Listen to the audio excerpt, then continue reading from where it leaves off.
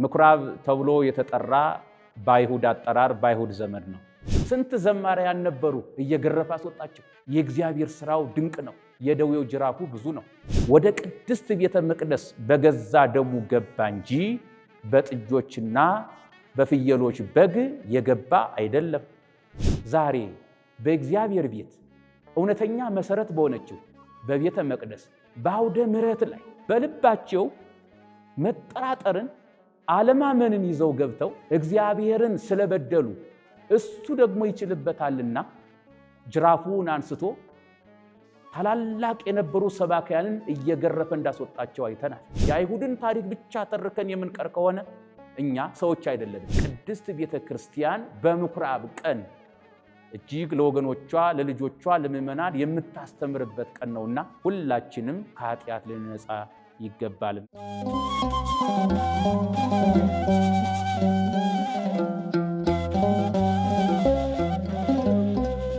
በስመ አብ ወወልድ ወመንፈስ ቅዱስ አሐዱ አምላክ አሜን። ጌታችን መድኃኒታችን ኢየሱስ ክርስቶስ በቸርነቱና በይቅርታው ብዛት ጠብቆ ለዚህ ዕለትና ለዚህ ሰዓት አድርሶ እንድንማር ቃሉ እንድንሰማ ስለፈቀደልን ስሙ ዛሬም ዘወትርም የተመሰገነ ይሁንልን።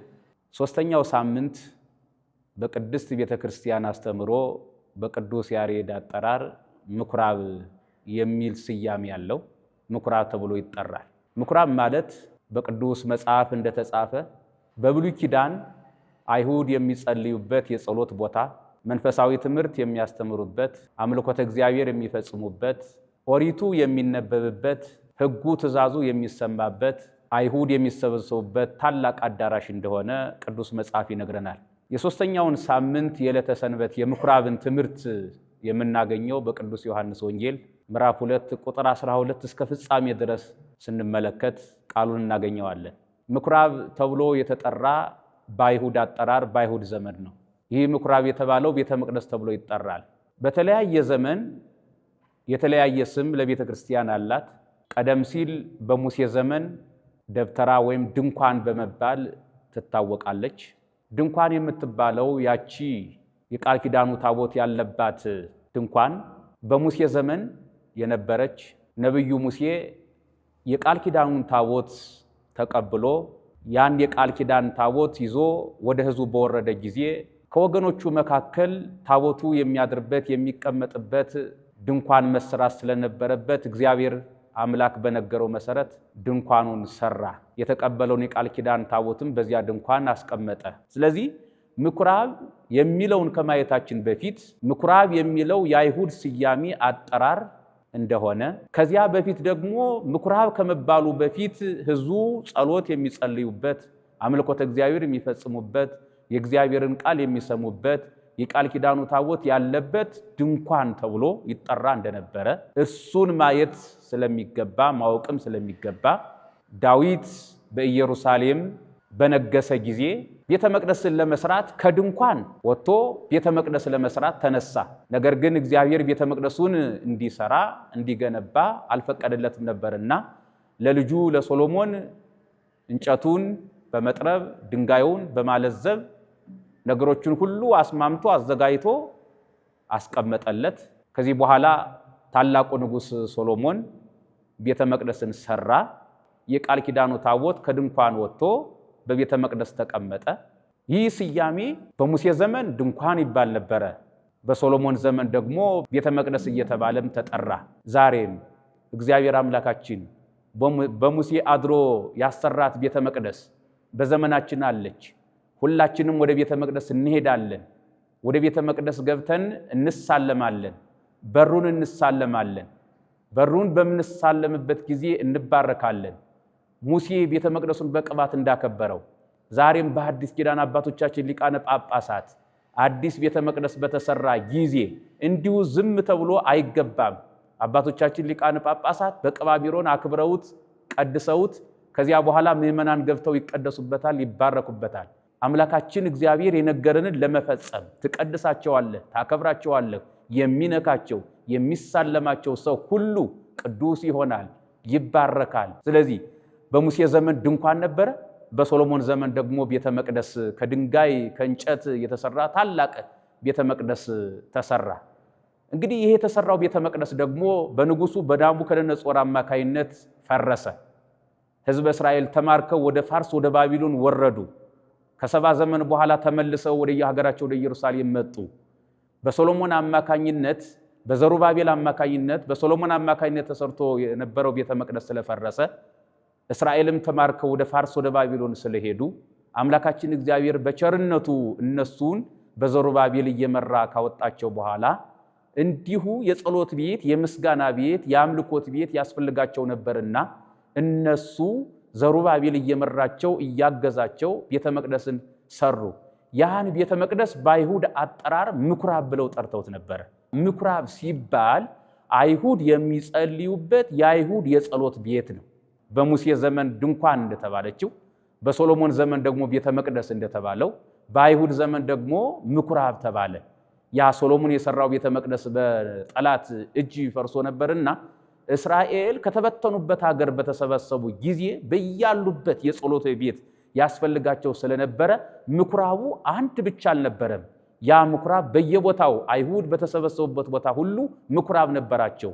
እንግዲህ ይህንን የምኩራብን የነገውን በዕለተ ምኩራብ እሁድ ቀን የሚነበበው ወንጌል በቅዱስ ዮሐንስ ወንጌል ምዕራፍ 2 ቁጥር 12 እስከ ፍጻሜ ስንመለከት እንዲህ ይላል።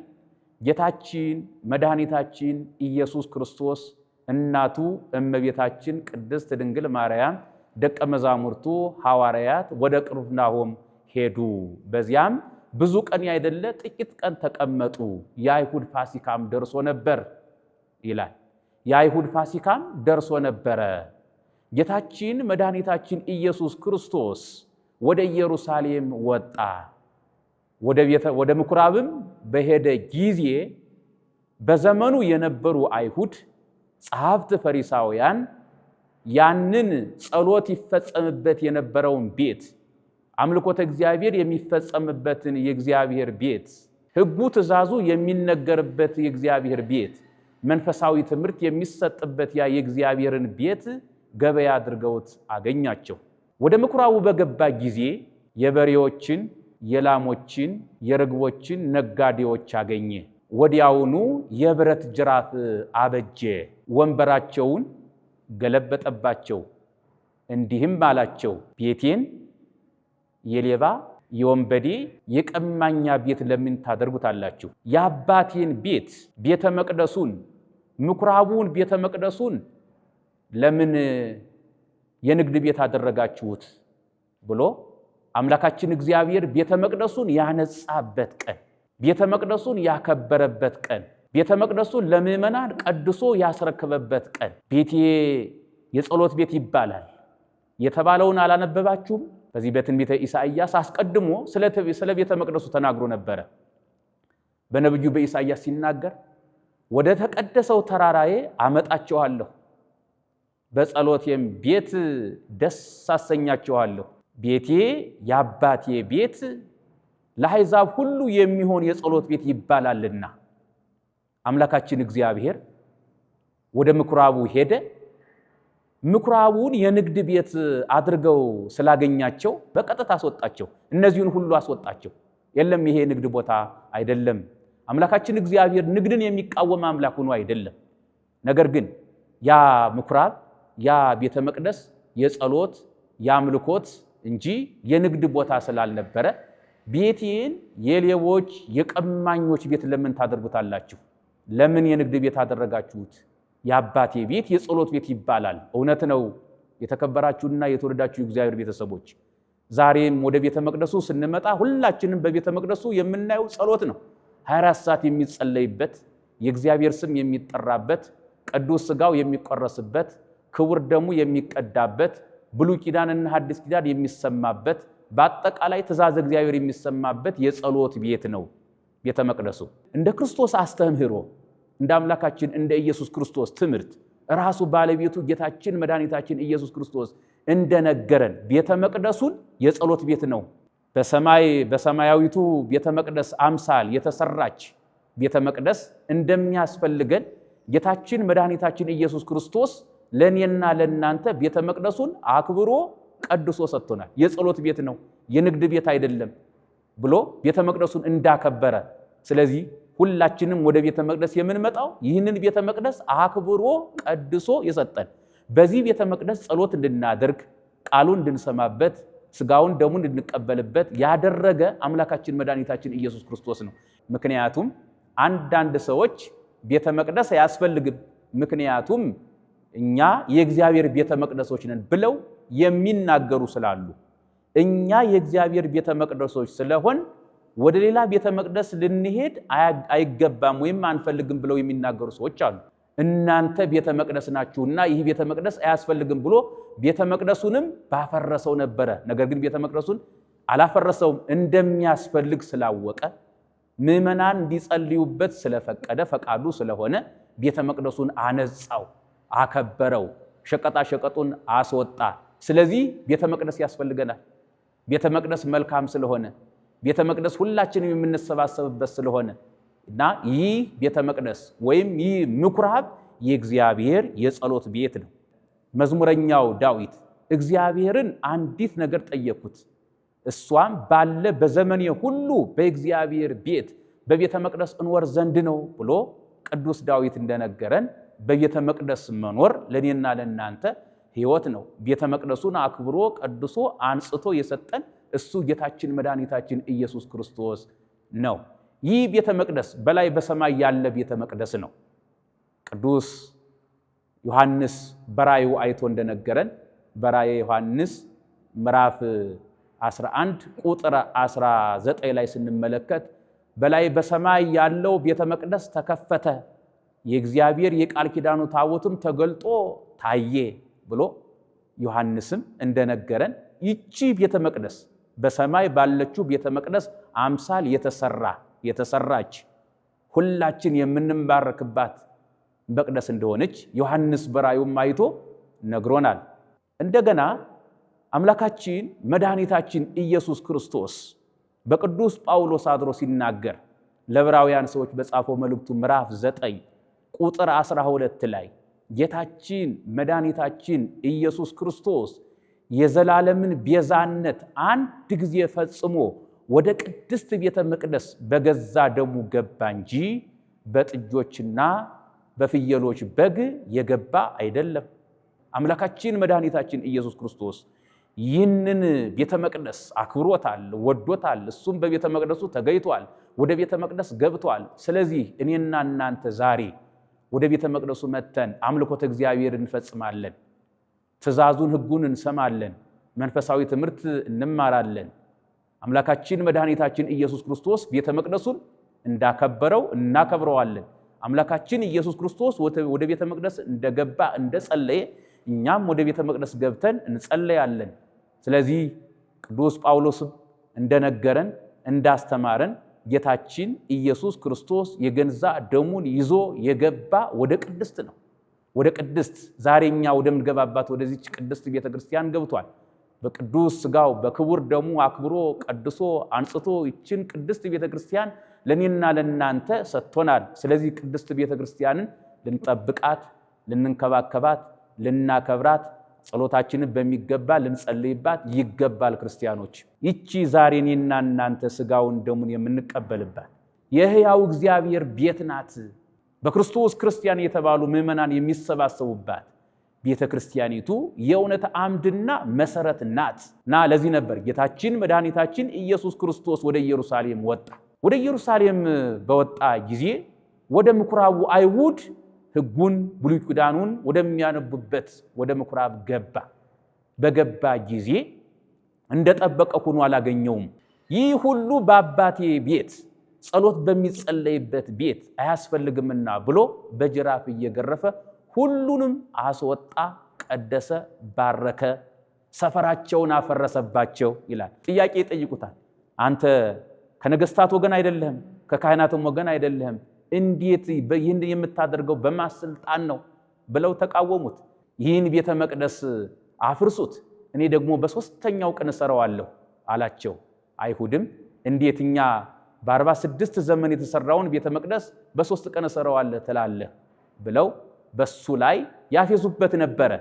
ይሄ የመጀመሪያው ትርጓሜ ሲሆን ሁለተኛው ትርጓሜ እንግዲህ የአይሁድ ፋሲካቸው ደረሰ ማለት ምዕመናን ሕይወተ ሥጋ ሕይወተ ነፍስን የሚያገኙበት ከባርነት ወደ ነፃነት ነፃ የሚወጡበት ቀን እንደደረሰ ጌታችን መድኃኒታችን ኢየሱስ ክርስቶስ እየነገራቸው ነበረ።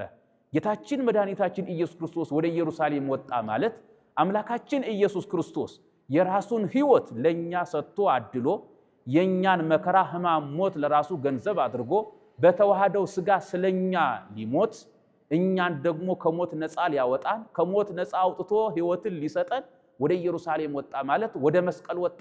በመስቀል ላይ ተሰቀለ። ጌታ የሚሰቀልበት በመስቀል ላይ ተሰቅሎ ሥጋውን ቆርሶ ደሙን አፍስሶ በፍዳ በመርገም በቁራኝነት ተይዘው የነበሩ ምዕመናንን ሁሉ ለማክበር ለመቀደስ እሱ የሚሞትበት ጊዜ እንደደረሰ እየነገራቸው እያስተማራቸው ነበረ። ወደ ምኩራቡ በገባ ጊዜ በሬዎችን አገኘ ማለት በብሉይ ኪዳን ክርስቶስ ከመምጣቱ በፊት መስዋዕቱ የበሬ የፍየል የበግ የርግብ መስዋዕት ነበረ። ወደ ቤተ መቅደሱ ወደ ምኩራቡ ገብቶ በሬዎችን በጎችን አስወጣ ማለት በብሉይ ኪዳን ይሰዋ የነበረውን መስዋዕት ሻረ፣ አሳለፈ።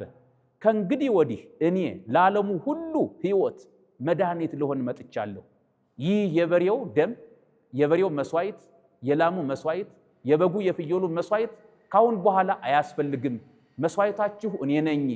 ፋሲካቸው ቀርቦ ነበረ ማለት እኔ ፈጣሪያችሁ እኔ የእናንተን ሥጋ ተዋህጄ ስለናንተ ልሞት ስለናንተ ልሰዋ ሥጋዬን ደሜን ለናንተ ልሰጣችሁ ስለ ኃጢአት ይቅርታ ሁሉ ለብዙ ሰዎች የሚሆን ይህን ሥጋዬን ይህን ደሜን ልሰጣችሁ መጥቻለሁና ከእንግዲህ ወዲህ መስዋዕተ ኦሪቱን የፍየሉን የበጉን የበሬውን የላሙን መስዋዕት ወደ አባቴ ቤት ወደ ቤተ መቅደስ አታስገቡም። ይህን ሁሉ አውጡ አለ አምላካችን ኢየሱስ ክርስቶስ።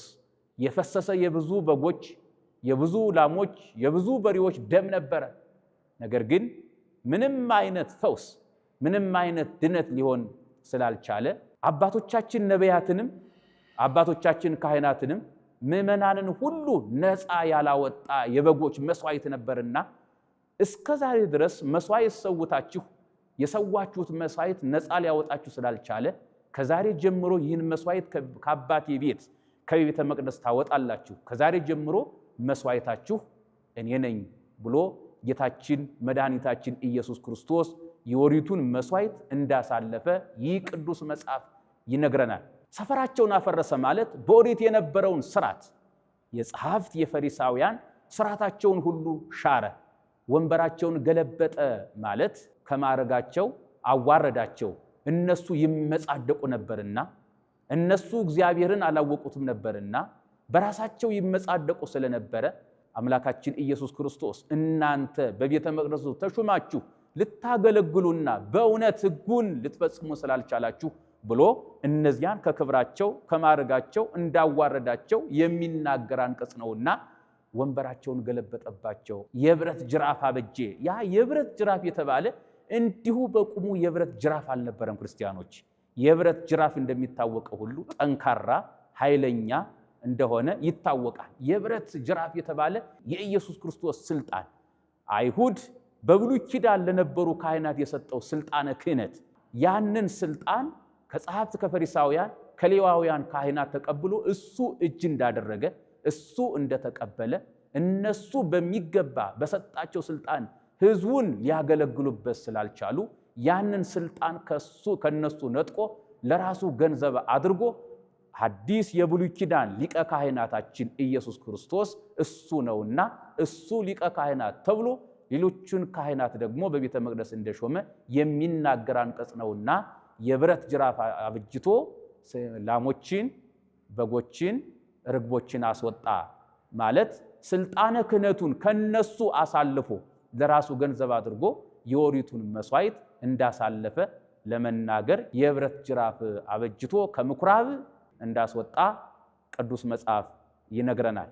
ስለዚህ የተከበራችሁና የተወደዳችሁ የእግዚአብሔር ቤተሰቦች ዛሬ ምኩራብ በዕለተ ሰንበት በቅድስት ቤተ ክርስቲያን ተሰብስበን የምንማረው አምላካችን መድኃኒታችን ኢየሱስ ክርስቶስ ወደ ምኩራቡ ገብቶ የማይገባውን ነገር ሁሉ እንዳስወጣ፣ ነጋዴዎችን ሁሉ እንደተቃወመ፣ በቤተ መቅደስ መነገድ እንደማይገባ ጌታችን መድኃኒታችን ኢየሱስ ክርስቶስ ቤተ መቅደሱ ምኩራቡ የጸሎት ቤት የወንጌል ቤት እንደሆነ ነግሮናል፣ አስተምሮናል። ስለዚህ ዛሬ ከኔና ከናንተ ምን ይጠበቃል?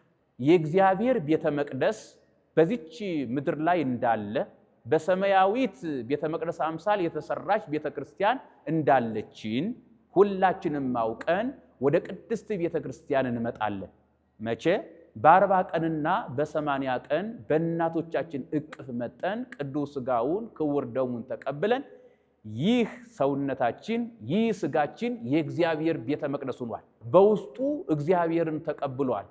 በቅዱስ ሥጋው በክቡር ደሙ አማካይነት እግዚአብሔር በመካከላችን በውስጣችን አለ። የእግዚአብሔር ቤተ መቅደስ የእግዚአብሔር ማደሪያ ሆኗል። መቼ? ቅዱስ ሥጋውና ክቡር ደሙን በተቀበልን ጊዜ።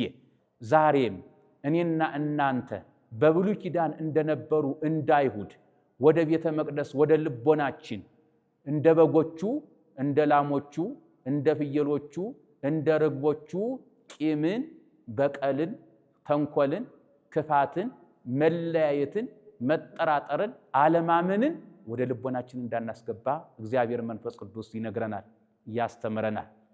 ይህ ከሆነ ግን ነገሮችን ሁሉ በሕገ እግዚአብሔርና በቅዱስ ቃሉ የማንመራ ከሆነ የማንፈጽም ከሆነ ሁላችንም ዛሬ ልክ አይሁድ በጎቹን ይዘው ወደ ቤተ መቅደስ እንደገቡት ሁሉ እኛም ቂምና በቀልን፣ ተንኮልን፣ ክፋትን፣ መለያየትን ይዘን ወደ ቤተ መቅደስ የምንገባ ከሆነ አምላካችን በተለያየ መንገድ እኛ የማናውቀው እሱ የሚያውቀው የመከራ ጅራፍ ሊሆን ይችላል፣ የስደት ጅራፍ ሊሆን ይችላል፣ የረሃብ ጅራፍ ሊሆን ይችላል። እሱን አዘጋጅቶ እንዳይቀጣን ቤተ መቅደሳችንን የእግዚአብሔር መገልገያ ልናደርገው ይገባል።